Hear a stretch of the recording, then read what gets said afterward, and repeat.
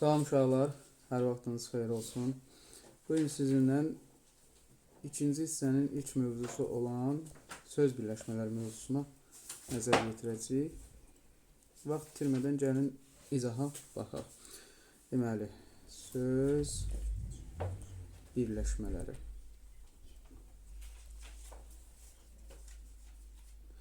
Yoldaşlar, yadda saxlayın ki, söz birləşmələri, ümumiyyətlə bu elə bir mövzudur ki, bunun qaydası mütləqdir ki, şagirdlər tərəfindən əzbər bilinməlidir.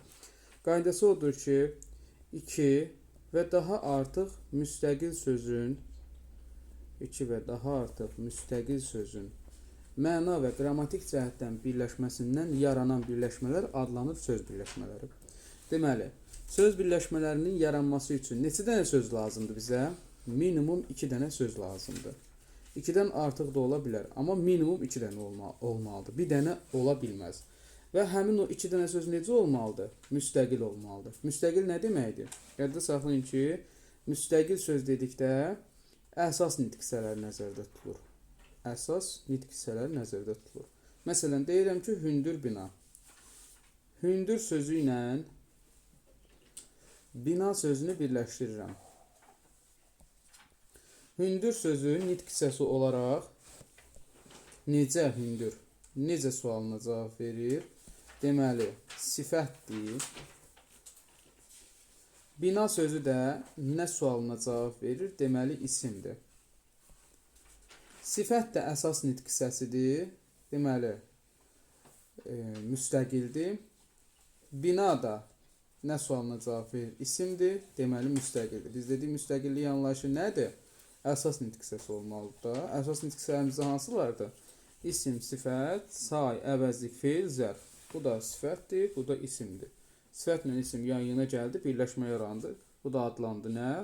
Söz birləşməsi. Aydın oldu? Yadınızdan çıxartmayın. Bundan əlavə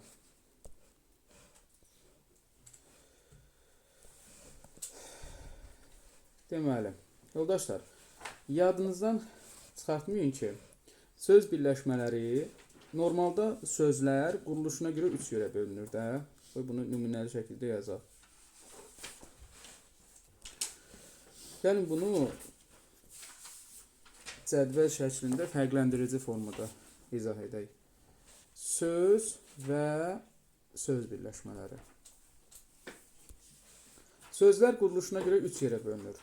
Sadə sözlər, düzəltmə sözlər və mürəkkəb sözlər. Söz birləşmələri isə quruluşuna görə 2 yerə bölünür. Sadə söz birləşmələri və mürəkkəb söz birləşmələri. Bir qayda olaraq bilin və agah olun ki, söz birləşmələrində düzəltməli anlayışı yoxdur. Aydın oldu? Yadınızdan çıxartmayın. Gəlin hər birinə nümunələr çəkək. Sadə sözlər necə olur? Qaydası var ki, bir kökdən ibarət olan və yaxud da kök plus qrammatik şəkilçisidən ibarət olan sözlər adlanır quruluşuna görə sadə sözlər. Məsələn, kitab da sadə sözdür. Nəyə görə? Çünki bir kökdən ibarətdir. Kitablar da sadə sözdür. Nəyə görə? Çünki kökdən ibarətdir. Köklə bərabər qrammatik şəkilçidə işlənmişdir. Deyə bilərsiniz ki, ay müəllim, axı burada şəkilçi var, mən nəyə görə bunu sadə götürüm? Biz bir sözü düzəltmə götürməyimiz üçün onda mütləqdir ki, leksik şəkilçi olmalıdır və sözün mənası dəyişməlidir. Kitab sözü də oxumaq üçün bir vasitədir. Kitablar şəkilçisini artıranda da kitablar yenə də oxumaq üçün vasitə nəzərdə tutulur. Yəni məna dəyişmir. Sadəcə sözün forması dəyişir. Yəni əvvəl 5 hərfdən ibarət idi. Lalləri artırdım, oldu 8 hərf. Sadəcə forma dəyişdi. Məna dəyişmədi. Deməli, quruluşuna görə sadə hesab olunur. Düzəltmə isə, məsələn, kitabçı. Kitab cansız varlıqdır. Oxumaq üçün olan bir vəsaitdir. Kitabçı isə həmin kitabları satan adamdır. Deməli, quruluşuna görə düzəltmə hesab olunacaq. Nəyə görə? Çünki çı orada leksik şəkilçidir. Mürəkkəb isə iki və daha artıq sözün birləşməsindən yaranır. Məsələn, istiot, istiot və yaxud da Qarabağ, Qarabağ, qara və bağ sözlərinin birləşməsindən yaranır. Yəni, iki dənə söz birləşməlidir. Mürəkkəb sözlərdə ən azı iki dənə söz birləşir. Yəni, o demək deyil ki, burada ancaq iki söz birləşir. Xeyr. Üç dənə sözlə birləşir. Qaydasında axı deyirik, iki və daha artıq sözün birləşməsindən əmələ gələn sözlər. Məsələn, əl üz yuyan. Əl üz yuyan. Əl üz yuyan. Burada hansı sözlər birləşir? Əl sözü, üz sözü, bir də yumaq sözü birləşir. Yəni, yuyan sözü birləşir. Üç dənə sözün birləşməsindən yarandı. Quruluşuna görə necədir? Təbii ki, mürəkkəb söz hesab olunacaq. Bəs söz birləşmələrindəki quruluşca növ anlayışı necə olur? Onları necə müəyyənləşdirək? Baxın, yoldaşlar, ümumiyyətlə, quruluşca növ anlayışları fərqli anlayışlar. Yəni, buradakı sadəliyin sadəcə adları oxşardır. Yaranma yolları fərqlidir. Sadə söz birləşmələri qaydasını deyirəm. Deməli, iki müstəqil sözün birləşməsindən yaranan, iki dənə müstəqil sözün birləşməsindən yaranan ifadələr adlanır sadə söz birləşmələri. Baxın, mən burada nə dedim? İki müstəqil söz. Yəni, müstəqillik anlayışında bayaqları izah etmişdim ki, bu əsas nitq səsi deməkdir. Baxın, burada mən iki və daha artıq demədim. İki müstəqil söz dedim. Deməli, sadə söz birləşmələrini yaratmaq üçün iki dənə söz birləşməlidir. Məsələn, deyirəm ki, gözəl sifətdir də, gözəl fikir də isimdir. İki dənə söz birləşdi. Gözəl sözü ilə fikir sözü birləşdi. Bunlar da hesab olunur. İki dənə söz birləşdi. Deməli, bu quruluşuna görə necə hesab olunur? Necə söz birləşməsi hesab olunur? Təbii ki, deməli, iki dənə sözün birləşməsindən əmələ gəldiyinə görə bu hesab olunacaq sadə söz birləşmələri. İki sözün birləşməsindən əmələ gəldiyinə görə hesab olunur sadə söz birləşmələri. Bu oldu sadə söz birləşmələrinin qaydası. Mürəkkəb söz birləşmələrinin qaydası isə belədir. Üç və daha artıq müstəqil sözün birləşməsindən yaranır. Üç və daha artıq müstəqil söz. Müstəqillik dediyi nə deməkdir? Əsas nitq hissəsi deməkdir. Əsas nitq hissəsi deməkdir. Minimum nə qədər olmalıdır mürəkkəb söz birləşməsinin yaranması? Minimum 3 dənə olmalıdır. 3 dənədən az olsa artıq o sadə söz birləşməsinə keçir. Çünki 3 dənədən az 2 dənə deməkdir. 2 dənə də olanda sadə söz birləşməsi olur. Minimum 3 və 3-dən artıq olanda isə mürəkkəb söz birləşməsi hesab olunur. Məsələn, baxın, deyirəm ki, Nizaminin poemaları, yaxud da Nizaminin əsərləri. Nizaminin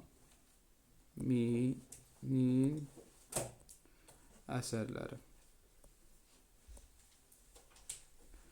Nizaminin əsərləri neçədən sözün birləşməsindən yaranır? Nizami 1, əsər 2. 2 dənə sözün birləşməsindən yaranır. Deməli, bu quruluşuna görə necədir? Hesab olunur sadə söz birləşməsi. Bunu mən necə mürəkkəbləşdirim indi? Məsələn, rəngi dəyişim.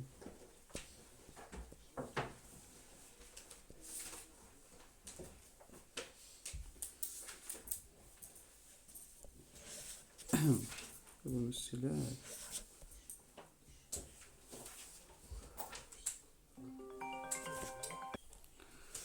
Deməli, eyni nümunəni hal-hazırda mürəkkəb söz birləşməsi kimi işlədəcəyik. Deyirəm ki, növbətisində yaz. Oxu sən. Nizaminin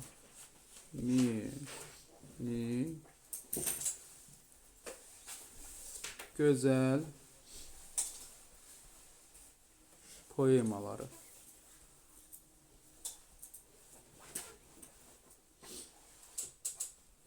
Və yaxud da əsərləri.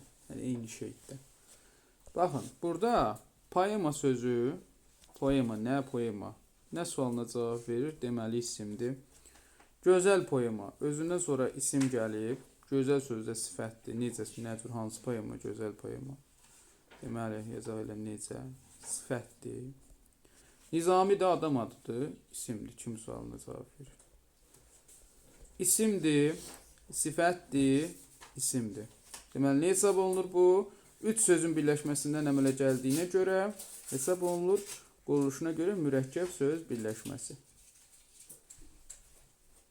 Aydın oldu. Yadınızdan çıxartmayın.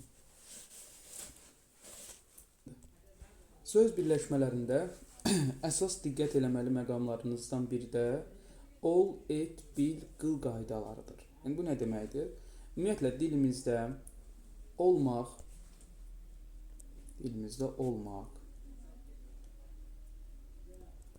etmək, bilmək və qılmaq sözləri var. Yoldaşlar, yadınızdan çıxartmayın ki, bu və bu tipdə olan sözlər yanınızda, yəni hal-hazırda mənim qaldığım nöqtədən sol tərəfdə, özündən sol tərəfdə gələn sözlə birləşərək bir söz olur. Aydın oldu. Məsələn, dost olmaq sözü bəzən şagirdlərin qarşısına bu tipli birləşmələr qoyurlar və şagirdləri əsas niyyət çaşdırmaqdır. Sadəcə çaşdırmaq. Deməli, şagird də yanaşmasında deyir ki, olmaq sözü feildir. Feil də əsas nitq hissəsidir. Deməli, bu müstəqildir. Dost sözü də isimdir. Bu da əsas nitq hissəsidir. Və deyir ki, dost olmaq ikisi iki sözdən ibarət olduğu üçün sadə hesab olunur. Yanaşmaları bu formada olur. Amma yadda saxlayın ki, yoldaşlar, biz indicə dedik axı, olmaq, etmək, bilmək və qılmaq sözlərini harada görsəz %95%, yəni buraxılış səviyyəsində nəzərinizə çatdırıb. %95%, hətta mən deyərdim ki, %99% həmin birləşmələr söz birləşməsi kimi götürülə bilməz. Yəni, dost olmaq, yəni necə dedik, olmaq, etmək, bilmək və qılmaq sözləri özündən əvvəl gələn sözlə birləşib bir söz olur. Söz birləşməsi olmur, bir söz olur. Yəni, burada bir qayda çıxır ki, dost olmaq sözü dostla birləşib və bir söz oldu. Bu bir sözdür. Söz birləşməsi yarada bilərəmmi? Bəli, yarada bilərəm. Məsələn, deyirəm ki, dost olmaq arzusu. Dost olmaq arzusu. Dost olmaq bir sözdür. Arzu da digər bir sözdür. Bir üstə bir də eləyir 2. İki sözün birləşməsindən əmələ gəlib bu birləşmə, deməli quruluşuna görə sadə söz birləşməsi hesab olunur. Yadınızdan çıxartmayın. Aydın oldu. Yəni burada dost olmaq bir sözdür. Arzu isə ikinci sözdür. Digər bir sözdür. Bir üstə bir də 2. İki dənə sözün birləşməsindən yaranıb sadə. Daha biz burada dostu ayrı, olmağı ayrı, arzunu ayrı götürə bilmərik. Aydın oldu. Bu bizim dərsimizin birinci hissəsidir. Növbəti hissə isə birazdan gələcək. Uğurlar arzulayıram. İnşallah ki, hər biriniz üçün faydalı olacaq. Təşəkkür edirəm.